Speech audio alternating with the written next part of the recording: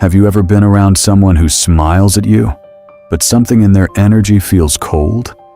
They speak politely. They act normal.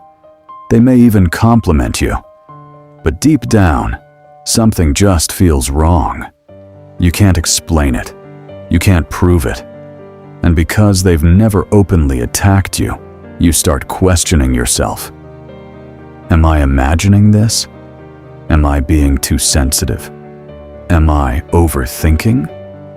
But what if your instincts aren't lying to you? What if your unconscious mind is noticing things that your conscious mind hasn't yet understood? The truth is, not everyone who hates you will show it directly.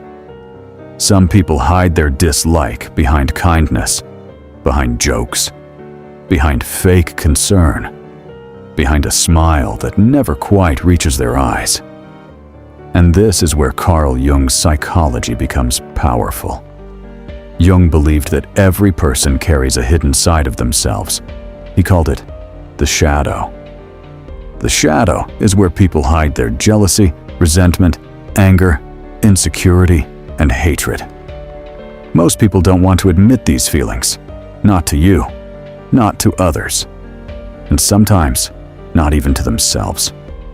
So instead of saying, "I hate you," they express it in subtle ways. They diminish you. They compete with you. They question your success. They act sweet in public, but cold in private. They don't attack you loudly. They reveal themselves quietly.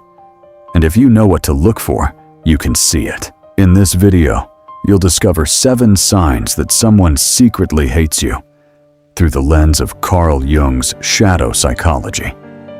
Sign number 5 is the most dangerous one because it doesn't look like hatred at all. It looks like kindness.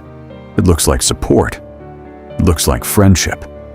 But once you understand it, you may never see certain people the same way again. So pay attention, because recognizing hidden hatred isn't paranoia, it's protection. And the first sign begins with something that sounds harmless, but often carries a hidden wound underneath. Sign 1. They give you compliments. They don't feel like compliments.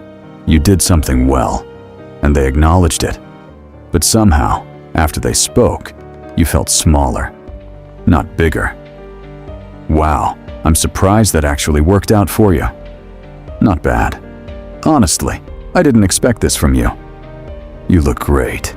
You finally started taking care of yourself. The words sound positive, but underneath them, there's a quiet blade. This is what psychology calls a backhanded compliment, and Jung would recognize it as a form of shadow behavior.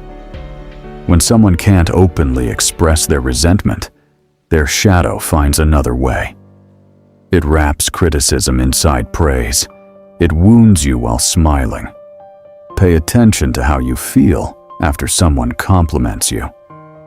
If you feel confused instead of grateful, your unconscious may be picking up on something your conscious mind is still trying to process. Sign 2. They seem quietly pleased when things go wrong for you. You made a mistake. You lost something. You failed at something. And when you told them, or when they found out, something flickered across their face. Not concern, not sympathy, relief, satisfaction, maybe even a smile they tried to hide. They said the right words. "Oh no, I'm so sorry to hear that." But their energy told a completely different story. Jung described this as one of the shadow's deepest pleasures. When we carry unacknowledged hatred towards someone, their failure can feel like balance has been restored. It can feel like justice. They may not be consciously celebrating your pain, but their shadow is, and the body never lies. If someone's eyes light up even slightly when your life gets harder, that may not be a coincidence. That could be the shadow revealing itself. Sign 3. They slowly and quietly push you out. You weren't invited, not directly excluded. Nothing that obvious. But somehow, the plans were made without you. The group chat moved on. The conversation stopped when you walked in. It was subtle. It was gradual. And because nothing was ever said directly, you questioned yourself again. Maybe I'm imagining it. Maybe it was just bad timing. But it kept happening. Jung understood that passive aggression can become the shadow's favorite weapon. Direct confrontation requires courage and honesty. The shadow avoids both, so instead of telling you how they feel, they erase you. Slowly, quietly, in ways that are hard to prove and even harder to confront. Exclusion isn't always loud. Sometimes it's a pattern of silence that speaks louder than any argument ever could. Sign 4. Everything becomes a competition. You share good news, and suddenly they have better news. You mention a goal, and they've already achieved something bigger. You grow, and they immediately need to remind you and everyone else of their own growth. Nothing you do is ever simply celebrated. Everything is measured, compared, competed with. Jung spoke about psychological projection. When people carry feelings of inadequacy inside their shadow, they project those feelings outward. Your success becomes a threat to their sense of self. They aren't competing with you. They're competing with the version of themselves they see reflected in you. And that is a battle you never asked to be part of. Sign 5. They are unusually, almost uncomfortably nice to your face. This is the sign almost nobody sees coming, because it doesn't look like hatred. It looks like warmth. It looks like support. It looks like one of the kindest people in your life. They always greet you enthusiastically. They always say the right things in public. They agree with almost everything you say. But something feels hollow. Something feels performed, like warmth without heat. Jung called this the persona, the mask a person builds to present to the world while hiding the shadow underneath. And the more intense the hidden emotion, the more polished the mask can become.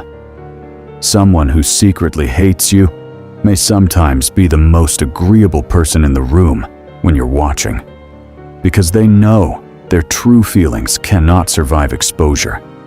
The performance is protection. For them, not for you. Trust that hollow feeling. It may be telling you the truth their mask is hiding. Sign 6. Your wins are met with empty reactions. You achieved something real, something you worked for, something that mattered to you, and you told them. Congratulations, they said. And then they immediately changed the subject. No genuine curiosity, no real joy, no follow-up questions. Just a word, hollow and quick, like a door closing. Jung understood that resentment can live deep inside the shadow, and the shadow cannot genuinely celebrate something it secretly desires for itself. Real happiness for another person requires a certain kind of inner security. A person at war with their own shadow may struggle to access that security.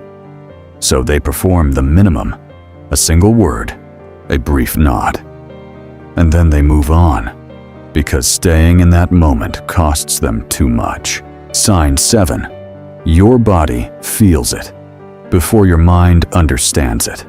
There is no logical reason you can point to, no specific incident, no clear evidence, no single moment you can identify and say, that is when it changed. But every time you're around this person, something inside you tightens, your energy drops, your guard goes up, you laugh and talk. But underneath it all, something feels quietly exhausted. Jung believed the unconscious mind processes far more than we consciously realize.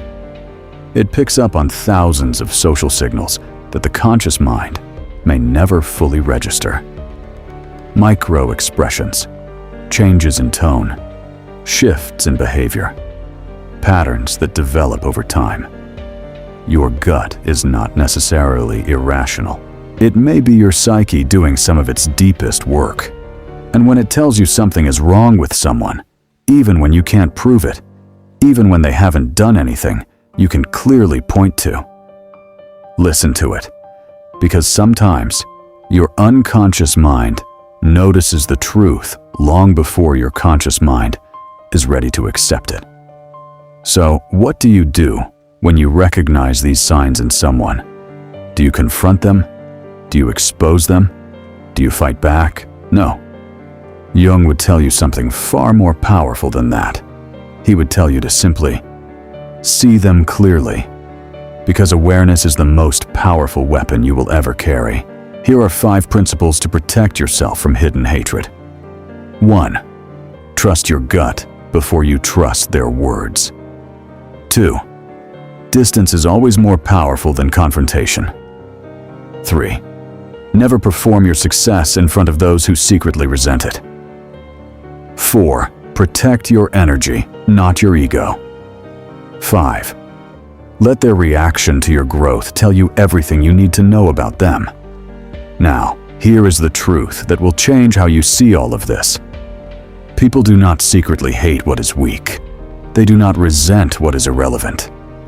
Hidden hatred is never really about you. It is about what you represent to them. The life they want, but haven't built.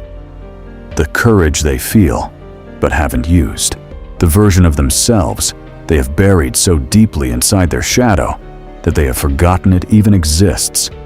Their hatred lives inside their shadow, not inside your reality. You do not have to carry what belongs to them. So, remember this. Recognizing hidden hatred is not paranoia, it is clarity. Trusting your gut is not weakness, it is wisdom. Protecting your peace is not coldness, it is self-respect. Not everyone who smiles at you is standing with you. And the sooner you accept that, the lighter you will feel. Because once you stop trying to earn the approval of people who have already decided how they feel about you, you become completely free. If this video opened your eyes, it is because some part of you already knew. If you want to keep understanding the hidden forces behind human behavior, relationships, psychology, and personal power, subscribe now. Because understanding the people around you begins with understanding yourself. And that journey starts here.